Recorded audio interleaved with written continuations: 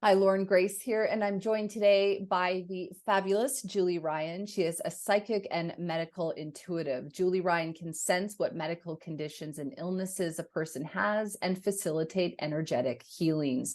She can communicate with spirits both alive and dead. She can scan animals, access people's past lives, and remove ghosts from homes and other buildings. And she can tell how close to death someone is.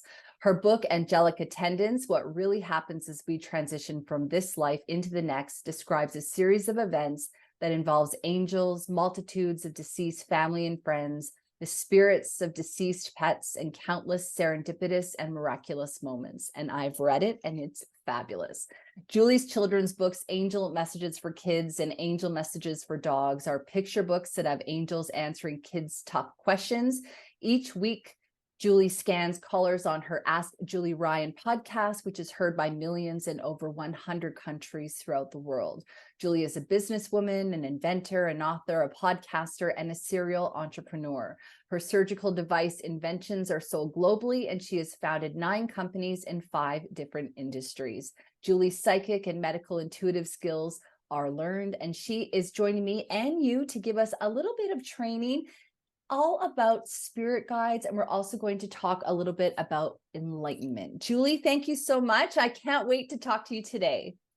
Always a delight to get to be with you. You are one of my faves on the planet. So what a joy always to be in your presence, girl.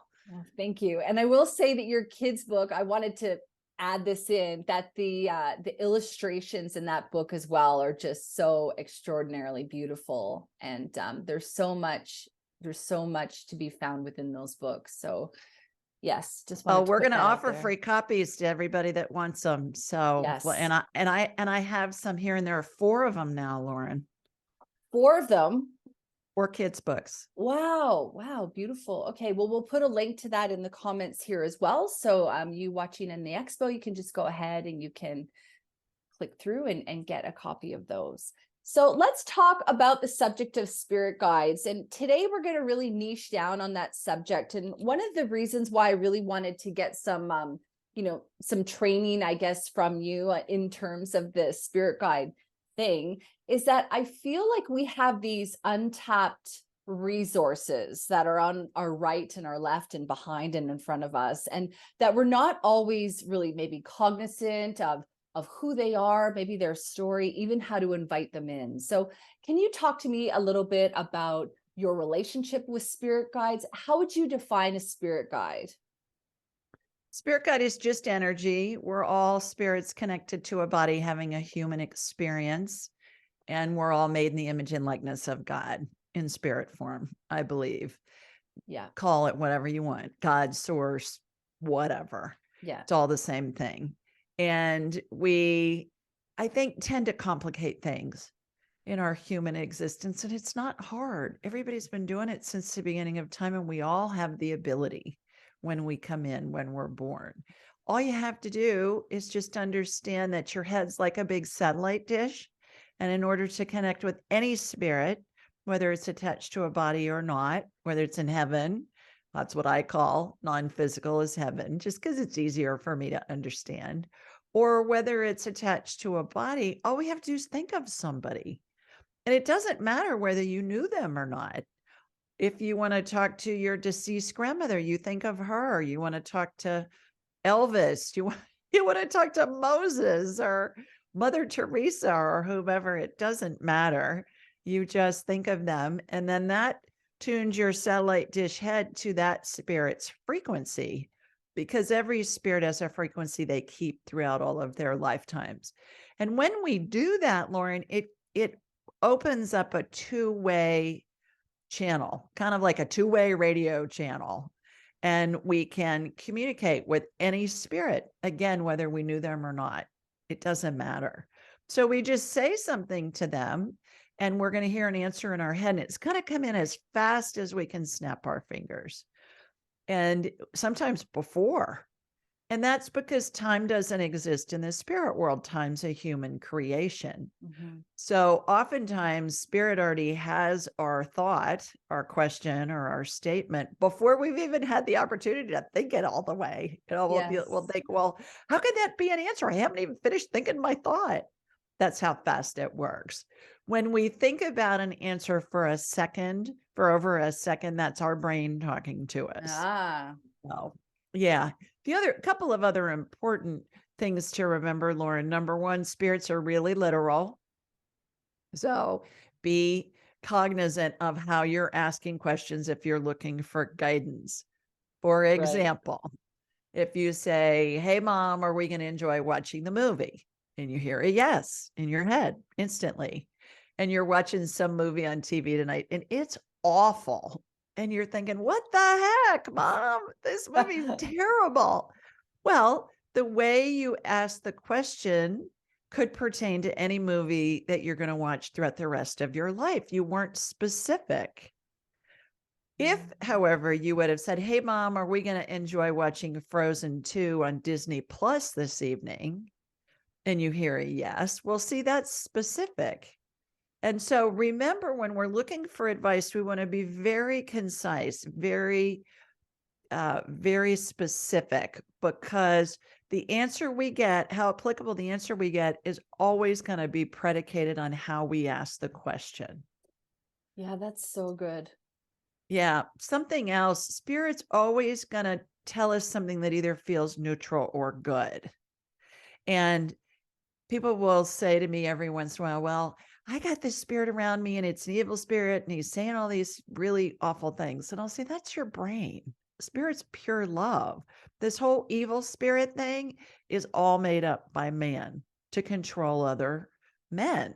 You know, you think about the cultures, the religions that have all propagated all this evil spirit thing. Well, what's the best way to control people? Fear, right? It's nonsense. All spirits are pure love. Keep people small so they don't understand their power and want to step out and be brave. Exactly. Yeah. Yeah. So keep that in mind too. A spirit's never going to say, you're just an ugly woman who drools. It's not going to happen. No. Ever. So keep that in mind too. And then the other thing is, when we connect with spirit, whether it's somebody we knew or not, we're opening that communication and we have access to universal intelligence, which is anything we want to know. My gosh, what a benefit to being able to communicate with spirit. And as far as spirit guides go, spirit guides appear to me as versions of Father Time in my mind's eye. If I'm looking at your spirit guides, for instance, if you say, hey, Julie, check out, do I have a spirit guide? Normally I'll see 7, which is spiritual perfection in the Bible. In numerology, number 7 means spiritual perfection. I'll see 7 spirit guides behind you in a horseshoe, and they'll look like different versions of Father Time. Or picture Dumbledore in the Harry Potter movies or Gandalf in the Lord of the Rings movies. Old man, white hair, long white hair, white beard, white gown. Is that what they really look like? No, that's how they appear to me. So I know they're spirit guides. And then when we talk to the individual ones, they'll morph into looking like what they looked like in the lifetime that they live, that correlates with what they're advising us about. For instance, I was talking to a woman a couple of days ago who's a client. She wanted to talk to her spirit guide, her main spirit guide. We got the guy's name. It was like Jeffrey Olson. And I even got the spelling. It was Olsen, not O-N, not Olson with an O-N. And I said, he shows up as this looking like Dumbledore kind of a character. And then as soon as we start talking to him, he morphs into this guy that looks like he's on a safari. He's got an Indiana Jones hat on. He's got the khaki shirt, with the button pockets and stuff like that. He's in a Jeep. He's riding through the jungle and la, la, la, la, la. Well, we find out that this guy's a botanist and he's advising my client, who's a river biologist, because the jungle and the rivers are all part of the same ecosystem. And so he's helping her with information that can help her do her work. And so it's fascinating to be able to Oh talk my to God. spirit guides. So much fun. We got the year that he lived, that he was the botanist, and where it was, and all of that. That is amazing. Okay, I have basically 25 pages of notes here. Not really, maybe two, but there's so many different points that I want to go through. I Okay. feel like you just kind of dropped all of these like big, beautiful, like knowledge bombs for everybody. So, I kind of feel like people have to go back and probably listen to everything you've just said because there's so many nuggets of wisdom. I'm just going to just summarize a couple of different things here, if I may. Okay. Number one, I feel like this is a little bit advanced, but I really learned a huge lesson from you. So when you're a medium like Julie and myself, and you can connect with spirit and see spirit, sometimes it can be confusing to know whether or not you're talking to a passed over loved one or sometimes a spirit guide. Maybe I can't speak for you, Julie, so I'll just say for me.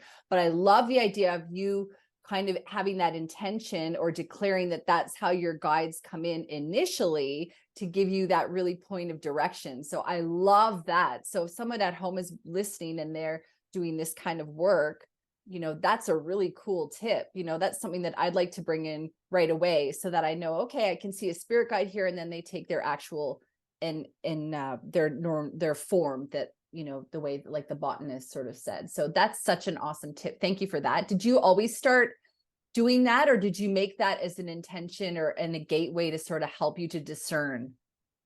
It's just how it came in. What I find, Lauren, is that spirit's always going to communicate with us in a way that we can understand. Yeah. So it's going to be based on our frame of reference. For example, angels look to me like big beings, big wings, white gown, barefoot, rope belt at the waist, all of that. Is that what angels really look like? Who knows? That's what they look like to me, because that's how I was taught they look Yeah. as a child growing up and attending Catholic schools for 12 years. And they look like the statuary and the paintings. Somebody that's in an indigenous culture that hasn't been exposed to those paintings and statuary may see angel energy as a blob of purple, like a ball of purple energy. So spirit's always going to communicate with us in a way that it makes sense to us. And then we go from there. So no, spirit guides just showed up like that. And then Yeah. they showed up several times. So I just know that's what spirit guides look like. And then when we hone in on them, and in a lot of ways, how we do that is, who's the main spirit guide? The main spirit guide, as I perceive it, Lauren, is always at the person's right shoulder in that horseshoe behind them. And then I'll say, okay, are there any spirit guides that Lauren has that are advising her on how to be a good dog mom? And maybe there'll be a spirit guide that'll show up who was a veterinarian or a dog trainer or somebody like that. And then we'll talk to them and we'll get their name and we'll get where they lived, what they did, the year that they lived, and all of that. And it's really fun because oftentimes we can corroborate that information with historic documents that we can find online. Oh, that's so fascinating. So you did talk about having, in your, 7 spirit guides, main spirit guides. So I always learned, and obviously this is what makes such fascinating conversation. I always taught that we had basically one main spirit guide, the one that really sticks to us. And then we have, sometimes we have other guides like a doorkeeper, protector guide, or a gatekeeper. There's different guides in that way. So they play different roles. And then we have those guides that are sort of interchangeable. So for example, when I got my dog, I would have a dog guide who probably should have been a little bit more proactive with me, to be fair.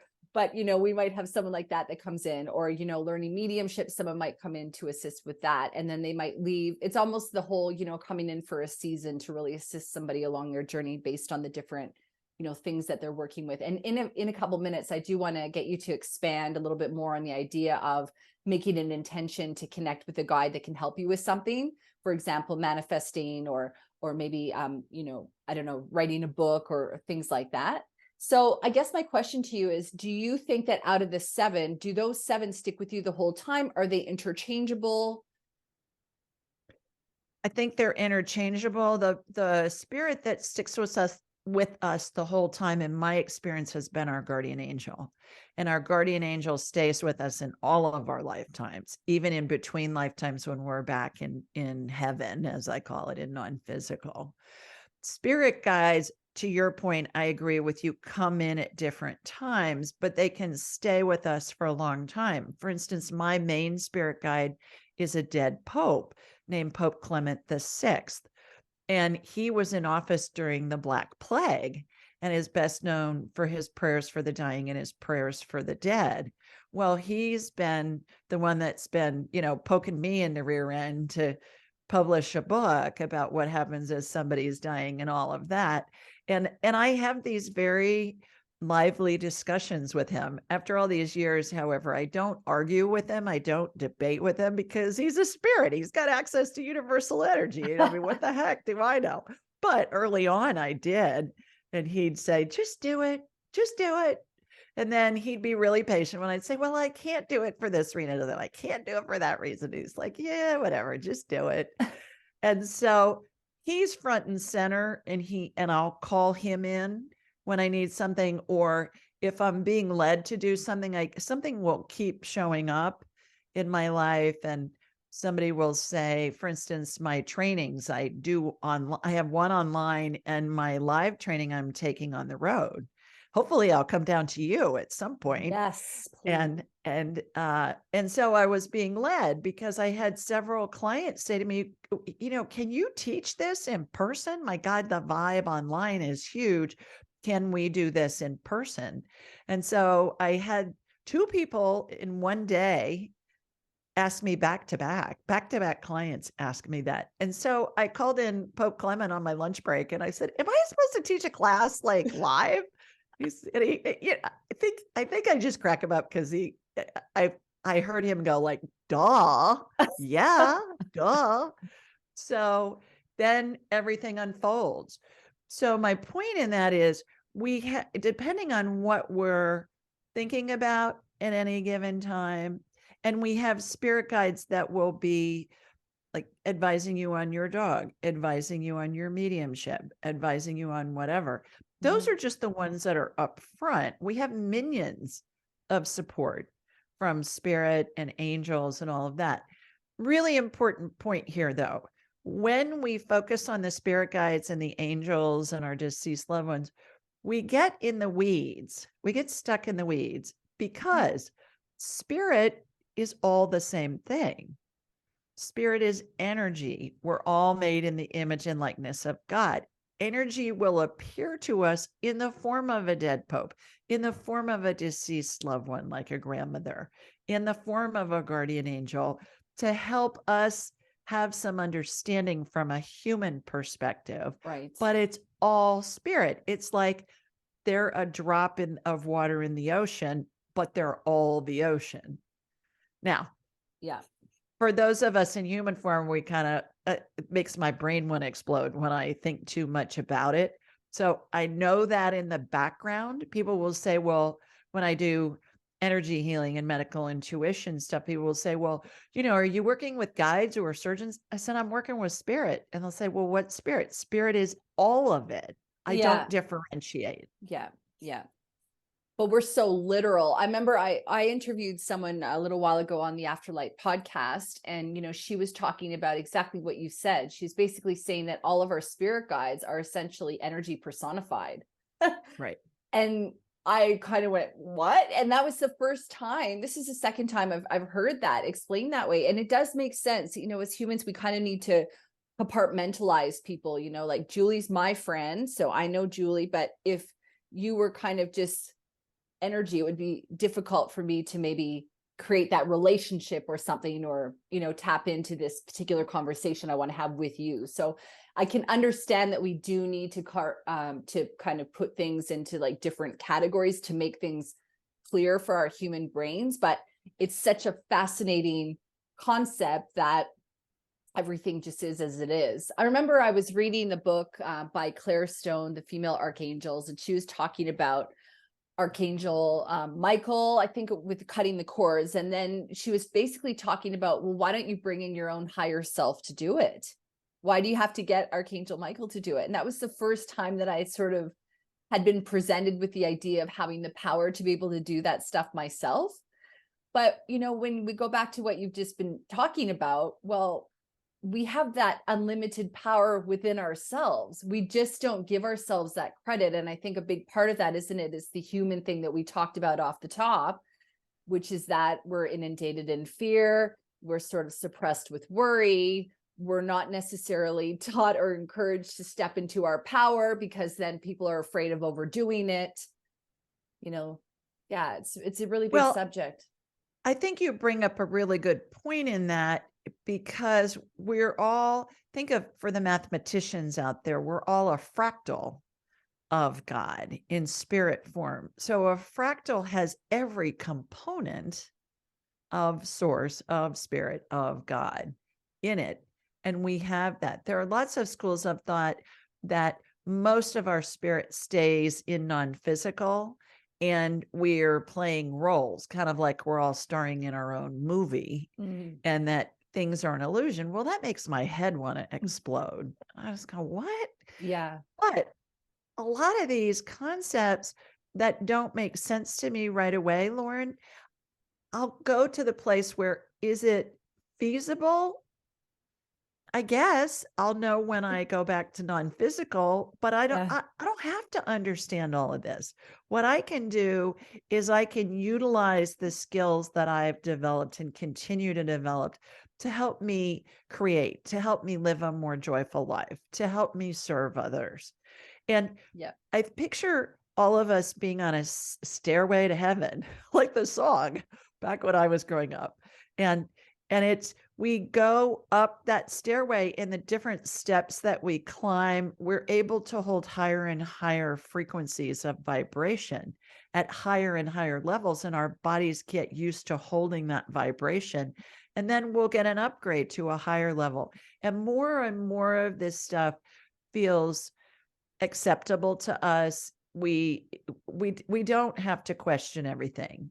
We just go, okay, yeah, okay. Well, is it feasible? Yeah. Okay, yeah. I know in my medical intuition and energy healing practice, and I work with people all over the world remotely. And in that practice, I continue to see higher and higher levels of healings of things that haven't been invented yet, but I'm watching the energy do a healing on somebody. And then the person goes to have a scan at the doctor's office or something, maybe or hospital or wherever, within a month, let's say, or a few weeks. And whatever we've worked on has been healed. Now, it's not me doing it. No. It's spirit working through me and with me to send that healing to my client, who then decides if they're going to integrate it. And if they do, how they're going to integrate it. Like when you have surgery at the end of a procedure, the surgeon's going to close the incision with sutures and staples. The surgeon doesn't make the patient's skin grow back. The patient makes their own skin grow back. And that's how this works as well. Wow. It's amazing. I do want to talk to you in a few minutes a little bit about enlightenment and whether or not you can share some signs of awakening and achieving those upper levels. And what's really interesting about that as well is that, as we upgrade, things that are affecting other people on different levels, and it's not a hierarchy or anything, it's just a fact, may no longer touch you as you continue to elevate. And I think that, that's going to be a really interesting subject. Before that, though, I do need to go back for a minute. Just when you were talking to Pope Clemens during your lunch break, and it was making me think about, okay, right. So people need to remember that we have to make an intention and create a connection with our spirit guides. So do you find that that's just sort of innate for you, that, when you're asking for maybe support or a suggestion, it's just kind of without, like, it's just obvious that you're asking your guides or, source energy for that? Do you need to be really aware and go, hey, I really want some support from my guides or somebody who's qualified to assist me with blah, blah, blah? And then, with that saying, I also want to know whether or not you have any tips or suggestions for how to continue to bridge that relationship. We know our guides are personified, but regardless, we're still looking at them as their own entity, because that's just an easier way of doing it. Do you ever ask him a little bit about himself? Do you kind of find out why he chose to work with you? Yeah, big questions, Julie, but you can handle it. I haven't, but those are really good. I'll ask him and then I'll let you know what he says. But well, he showed up after my mother died, and I talk about this in my book, Angelic Attendants. And he said, "You're supposed to teach the world what happens when somebody dies." And I said, "I'm not doing that. I'm a businesswoman. Forget it. People are going to think I'm nuts." And he's like, yeah. Just go on and do it. And I had worked with several families who had a loved one who was dying at this point. And I see what I have coined the 12 phases of transition, which is a series of events. As you so eloquently stated in the opening, it's a series of events that involves angels and the spirits of deceased loved ones and the spirits of deceased pets. And so he was really motivating me to do that. And I was worried that it was going to ruin my life if I came out of the closet, that I could do all this stuff. Well, what's happened is people all over the world, the emails and the letters I get from families who say, "Oh my goodness, the comfort this information brings." Fast forward a few years, university-based research now shows that 90% of people at the end of their lives see the spirits of deceased loved ones and pets. And I just say, I always love it when science catches up with woo-woo, because woo-woo's been around a whole lot longer. Yeah. So I believe that we can communicate with any spirit at any time, whether it's big spirit, whether it's a spirit guide. And what I teach is you turn it on and off at will. I just think of him. Like I said earlier, it turns my satellite dish head to his frequency that he keeps throughout all of his lifetimes. And then it opens a two-way radio channel, and I'll say, "Hey, am I supposed to do this live training thing?" And he'll give me grief and go, "Yeah, like duh," which is funny. Yeah. But he'll do that. And then oftentimes, and I teach people who call into my show and also my students and my clients, if you have a question, you don't have to think of a specific dead person. You just ask it. Preface it with, "Is it in my best interest to?" And then finish the sentence. "Is it in my best interest to hire a dog trainer for my puppy?" You're going to hear a yes or no instantly. If you have a more involved question, ask whatever the question is, expand on it, keep drilling down, ask more and more questions, but always preface it as, "Is it in my best interest to?" Is it in Lauren's best interest to, if you're asking on behalf of somebody else? And then you have big spirit, you have all the minions, you have energy that's answering you. The reason why I really like to do it that way, Lauren, is because there's so many variables that come in to affect an outcome. And when I have found that when we preface it with, "Is it in my best interest to?" the question, when we're looking for guidance, what happens is we're going to get led in a way that's got to be in our best interest, regardless of the variables. Right. I tell people, if a psychic says to them, "Well, I have a 100% success rate. And yes, you're going to marry your childhood sweetheart on June 10th of 2023 at 3 p.m. in the afternoon." Yeah, good luck with that. Somebody says, they have a great track record, good for them. But all we can do is parlay the information we get from spirit at any moment. Could be different later in the day, next week, next month, next year.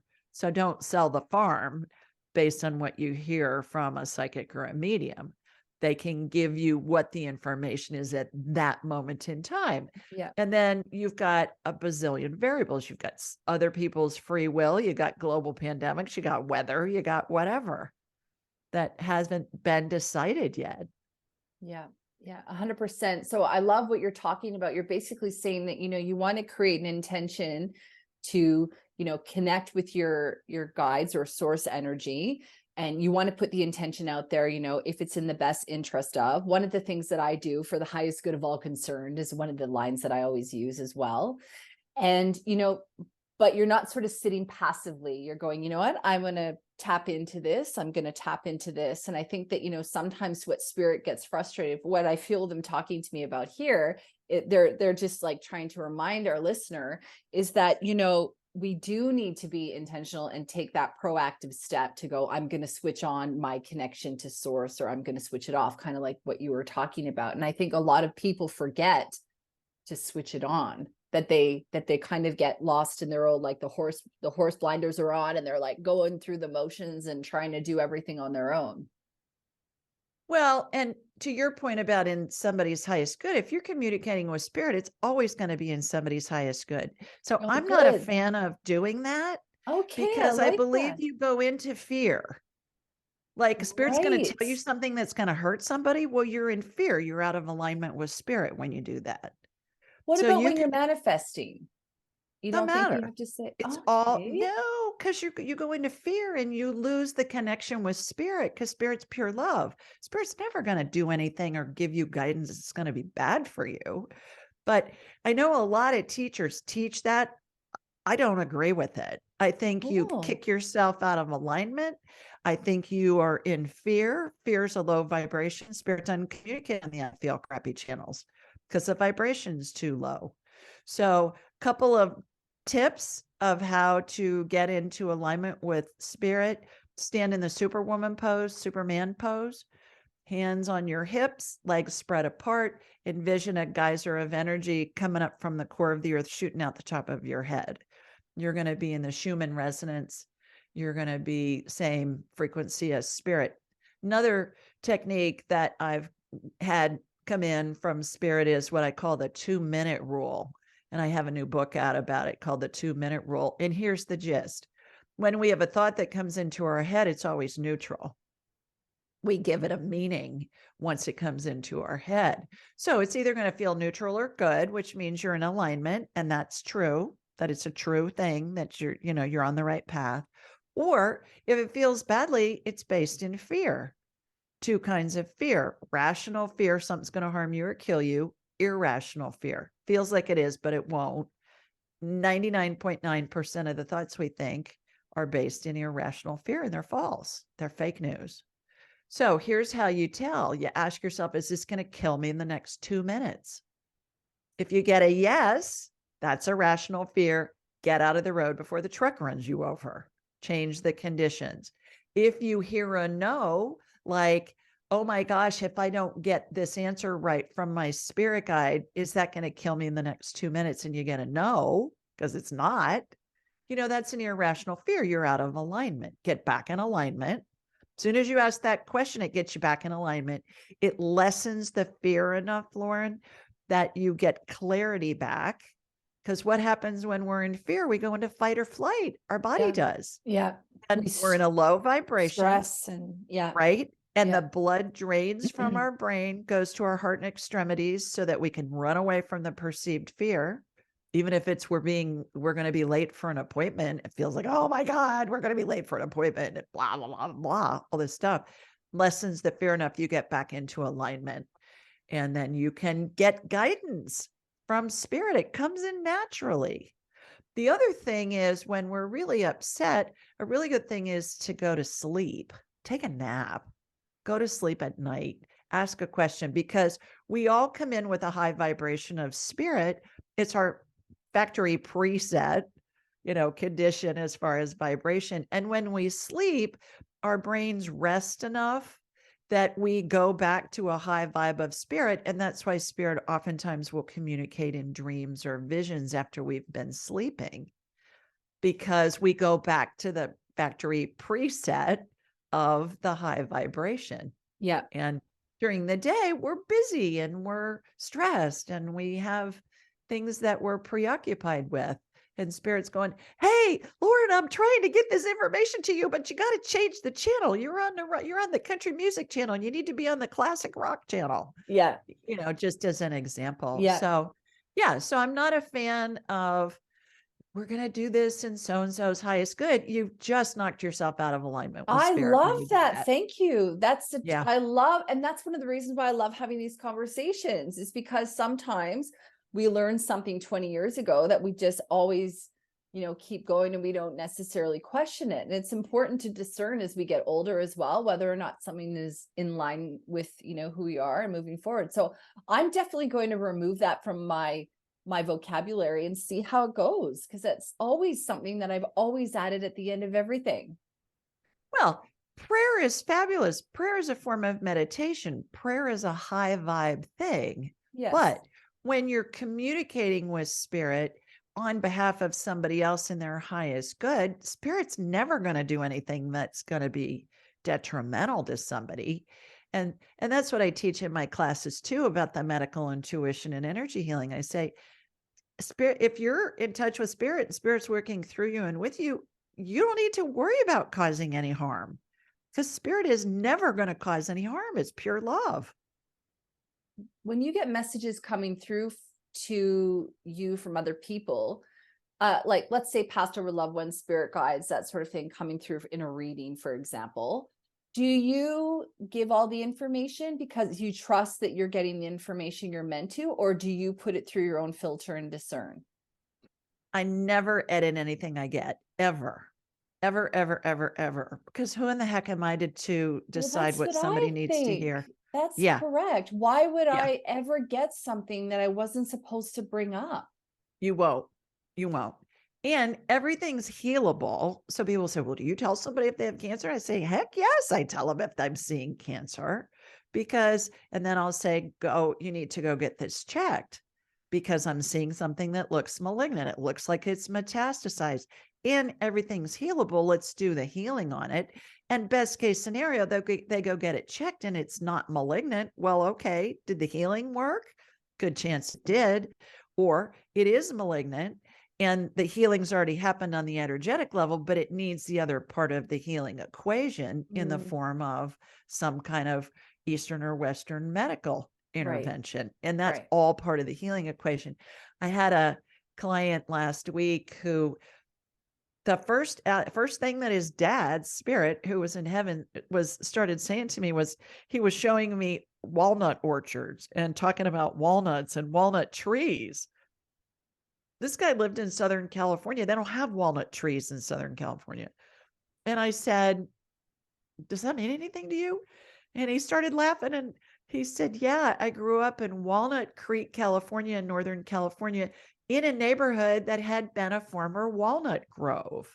And he said there were walnut trees throughout my whole yard growing up. And we used to pick them up and we'd crack them and we'd eat them. And I said, well, that's just your dad letting you know that it's really him with whom we're communicating. So spirit's going to give us little snippets of things like that. They're going to show us things. I find when I'm talking with spirit on behalf of a client, Lauren, the conversation will start out like that with some things so that they'll kind of relax and go, okay, there's no way she would know that because I'm 60 years old and I didn't tell her where I grew up. Yeah. Number one. So that helps them relax. And then spirit comes in with more of a conversation, like they'll talk in sentences and phrases and things like that. I equate it to priming the pump of a handheld water pump. Yes. Out on grandma's farm, you got to pump it a few times in order to get the water to flow. And so that's what I experience. Oh, that's so wonderful. Just before we wrap up here, I do want to go into a little bit of the conversation about enlightenment, because you did talk about, raising the vibration. You did also talk about how you've seen some of those shifts happening. Do you find that we're all lifting and maybe growing together? Are people on different ascension journeys? When we raise our vibration, do we encourage people around us to do the same? And on that level, sometimes, at least for me, I'm not sure if this has happened to you, but sometimes I'll get really tired or fatigued, or I'll feel overly emotional or something like that. And maybe it's that I'm just going through a human thing, or maybe I'm also processing and my body is needing to kind of rest as we move up the level, up the ladder, let's say. Any thoughts on that? Yes, several. First of all, you're going to be able to hold more and more vibration, higher levels of vibration, the longer you do this. The more you do it, the more validation you're going to get. The more validation you get, the more you're going to trust it. Right. So that's number one. Number two, people ask me all the time, do you get fatigued when you work? I'll normally do 5 clients a day and then the rest of my business stuff. And they'll say, are you exhausted at the end of the day? And I'll say, no, I'm jazzed. I need to ground afterwards because it's such a high vibe of spirit working through me and with me that it's fun. It's joyful. It's even if we're talking about some serious illness or something, we're doing the healing and everything can be healed. Sometimes death is the healing too. I always mention that when I'm talking to somebody. And I think initially people think, why is she telling me this? But then after we talk about it, and then after they read my angelic attendance book, they understand what's going on with that. As far as being able to affect other people's vibration, absolutely. I've read that in our vicinity, up to 750 people, we can affect their vibration. I was a volunteer for many years at a big university here in Alabama, where I live in the southern United States, and there were 450 girls in this organization. And so when they would get together for meetings and things and they'd be recruiting new members, I would be up on the balcony of the staircase and I would raise my vibration really high and it would raise the vibration of everybody in the room. So also I've done a lot of speaking on stages in front of big audiences for my business career, especially. And I would do that Superwoman pose. You'd find me in the ladies' room in the stall in the Superwoman pose before I went on stage with multiple jumbotrons. First of all, making sure I didn't have any spinach in my teeth, but also because I wanted to have my vibration really high so that when I walked on stage, before I even opened my mouth, people would resonate with the vibration, kind of like metronomes. If you put 50 metronomes in a room, all tick-tocking at different rates, they're all going to synchronize. So people are always going to synchronize with the highest vibration in the room. Now, I don't believe that it's our role to raise other people's vibration because all we can control is our vibration. Right. We can only control our thoughts, our experiences. We can't control anybody else because we can't control their thoughts. All we can do is have a high vibration in instances where it's warranted. They're going to vibrate and match us or not. We don't know what their spirit is wanting to explore in this lifetime. And people are either victims or they're creators. Well, there's no good or bad, no right or wrong in the spirit world. If somebody chooses to be a victim in this lifetime, they're benefiting from it in some way. And the rest of us are creators. We're creating, we create all day long. That's why we come in. That's why we manifest, is to create. So it's a stretch for most of us to believe there's no right or wrong, no good or bad in the spirit world. There is in the human world. We have a judgment. We can't all go around killing each other. But when we understand that every experience is benefiting us in some way, even if it seems horrific at the time, we can always go back and say, look in hindsight and say, yeah, well, that was awful going through that. And here's how I grew from it. Here's how I benefited from it. I don't necessarily want to do it again, but here are the benefits that came. Yeah. And we're all, like you said, we're all on our own journey and we don't necessarily know what people signed up for. So it's about having that, understanding and compassion, not sympathy. It's just that compassion to see that we're all doing the best we can with what we've got and what we came here to do, which is really important. So do you think that as we grow and evolve, there aren't, I keep wanting to reference like ascension signs that you're ascensioning, like you need to sleep a lot or, does that apply to you? No. So that's just like to get some iron or be at a bad night's sleep or something. The signs are serendipitous things happening. You think of somebody, you run into them, right? They call you, they text you, things like that. You ask your deceased grandmother to send you a quarter and you're out on a walk the next morning and there's a quarter in the middle of the road. I mean, things like that where spirit's validating what we're getting as far as information coming in from Mm. spirit. But as far as the physical thing, nah, Oh, I not love really. that. I do think, however, that it makes sense for us to be as healthy as we can. And there's a lot we can control with diet and exercise and things like that, that will help us with our vibration level. Because when you feel crappy, you're not on a high vibration. If you Yeah. feel badly physically, you're not on a high vibration. You're worried about, oh my gosh, what's wrong with my stomach? Why do I have stomach pains, or what's going on with that? So I Yeah. think what we can do to facilitate that is good. And when we don't have any of that, we're dead. When we don't have any thoughts that feel badly, we're dead. Because that's how we create. When we know what we don't want, it helps us create what we do want. Yes. Yes. I love that. Well, what a great conversation, my sister. Is there anything I didn't ask you that you wanted to bring up? Well, anything that you're interested in finding out about me or my services or whatever is at askjulieryan.com. I'm on Ask Julie Ryan on all the social media platforms. Anybody that wants a copy of my book, Angelic Attendance, what happens when we transition from this life into the next, or if you want a copy of one of my children's books, we've got the 2-minute rule. We've got angel messages for dogs, angel messages for kids. We've got a whole angel messages series. And thank you for mentioning the drawings.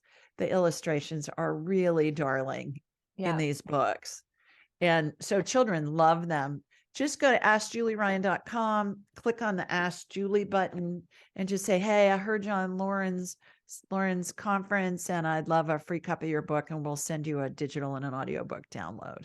So Perfect. I'm happy to do that as a free gift. Wonderful. Thank you, my sister. Thank you for being here. My pleasure. Thanks for inviting me.